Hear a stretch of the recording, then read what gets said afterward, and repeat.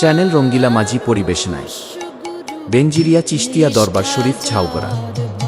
আলোচনায় বাংলার আধ্যাত্মিক জগতের সুফি সাধক মহান মুর্শিদ কেবলা বাবাজান হজরত খাজা কাজী বেনজির হক চিশতি নিজামী। মন আমার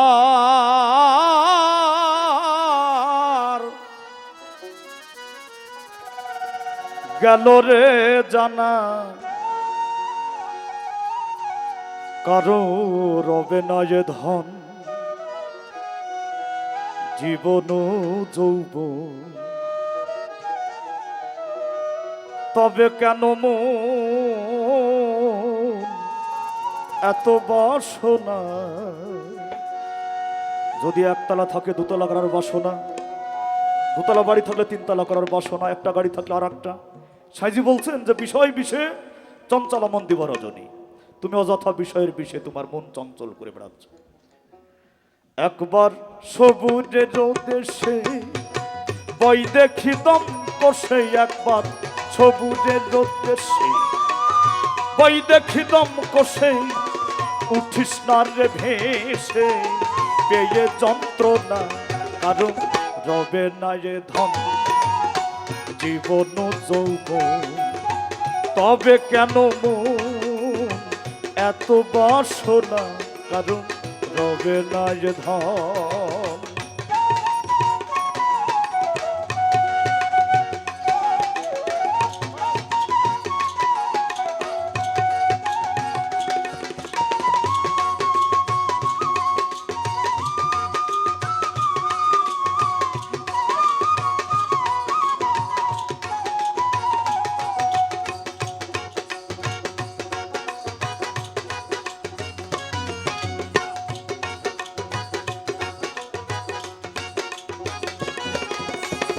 যে করে কালার চরণের আশা, জানো না রে মন তার কি দুর্দশা।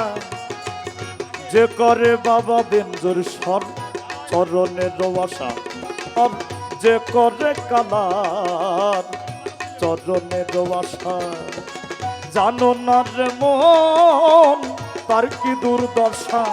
ভক্ত বলি রাজা ছিল, তার সর্বস্ব ধন নিল। ভক্ত বলি রাজা ছিল, তার সর্বস্ব ধন নিল। বামন রূপে প্রভু, বামন রূপে প্রভু করে চলো না, কারণ রবে না এ ধন জীবন যৌবন, তবে কেন মন এত বাসনা? কারণ রবে না এ ধন।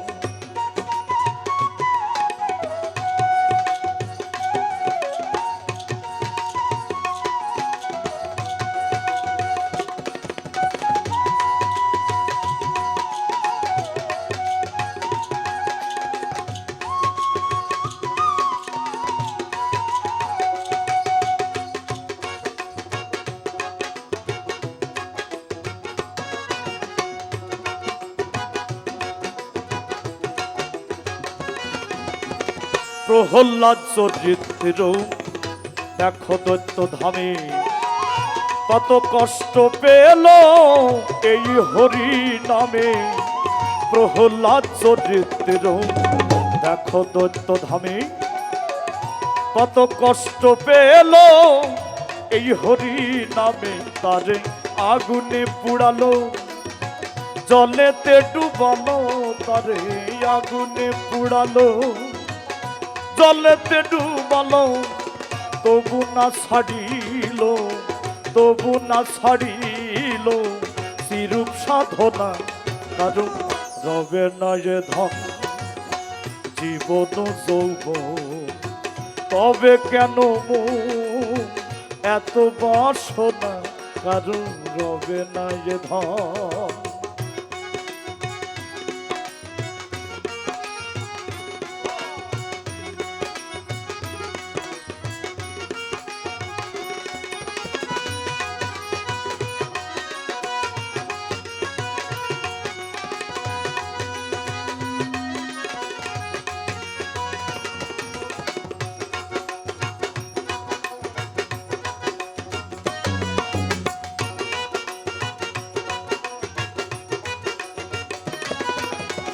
কর্ণ রাজা ভাবে বড় দাতা ছিল, অতিথি রূপে তার পুত্রকে নাশিল। কর্ণ রাজা নামের একজন দাতা মানুষ ছিলেন, সে দাতা টাইপের মানুষ। এই কর্ণ রাজা অতিথি ছাড়া সেবা করতো না। তাই একদিন কর্ণ সেবা নিয়ে বসে আছে, আর মনে মনে ভাবছে যে আজ আমি একটা অতিথি পেলাম না, অতিথি ছাড়া সে সেবা করে না। তাই বাইরে যাচ্ছে, আবার বাড়ির ভিতরে আসছে। তো কর্ণের গুরু বুঝতে পেরেছে যে আমার ভক্ত কর্ণ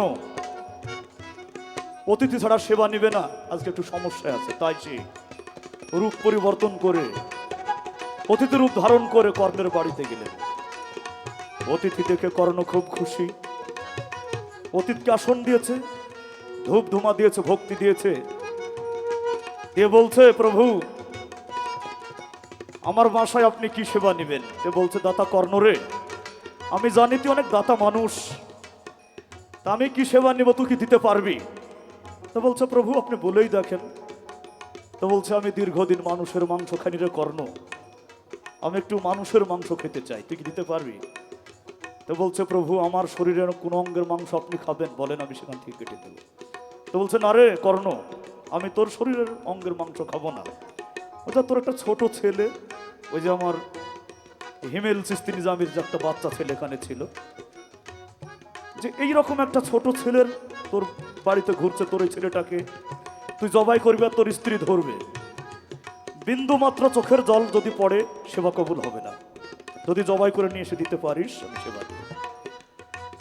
অতিথি রূপে নারায়ণ, অতিথির মনকে খুশি করার জন্য কর্ণ রাজা সন্তানকে ডেকে জবাই করে মাংস রান্না করে অতিথির সামনে দিলেন। অতিথি মাংসটা দেখে বলছে, দাতা কর্ণ রে, আমি জানি তুই দাতা মানুষ, সবই দেখছি, কিন্তু মাথা কো?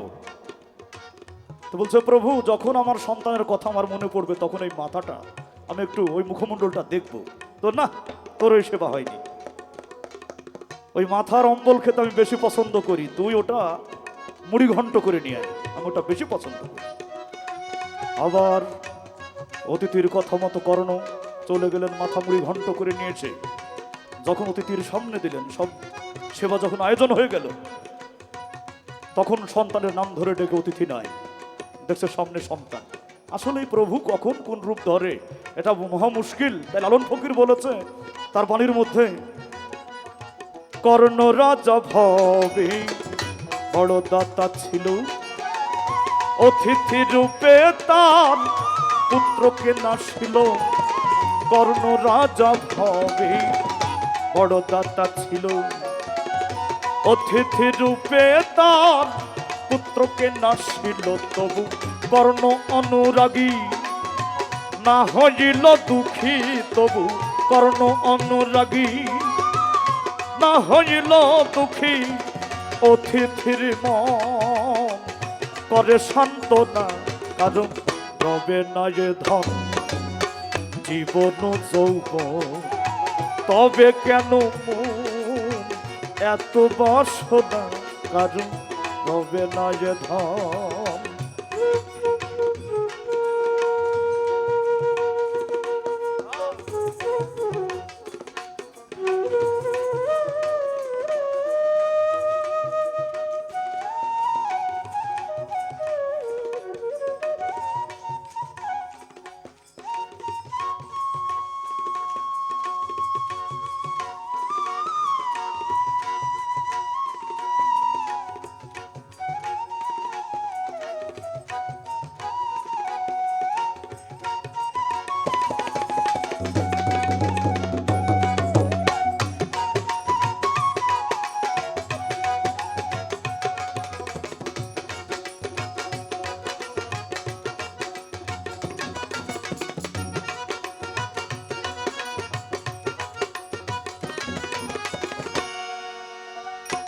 হে দয়াল বেনজির স্বভাব,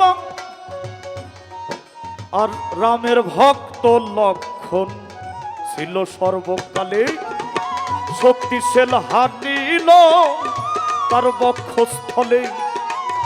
রামের ভক্ত লক্ষণ ছিল সর্বকালে, শক্তিশীল হানিল তার বক্ষস্থলে, তবু রামচন্দ্রের প্রতি লক্ষণ না ছাড়িল ভক্তি, তবু রামচন্দ্রের প্রতি লক্ষণ না ছাড়িল ভক্তি। লালন বলে করো, লালন বলে করো এ বিবেচনা, কারণ রবে না এ ধন জীবন যৌবন, তবে কেন মন এত বাসনা, কারণ রবে না এ ধন। একবার সবুজে জোতের সেই বই দেখি দম কষেই, একবার সবুজে জোতের সেই বই দেখি দম কষেই, উঠিস না রে ভেসে এ যন্ত্রণা, কারণ রবে না এ ধন জীবন যৌবন, তবে কেন মন এত বাসনা, কারণ রবে না এ ধন জীবন যৌবন, তবে কেন মন এত বাসনা।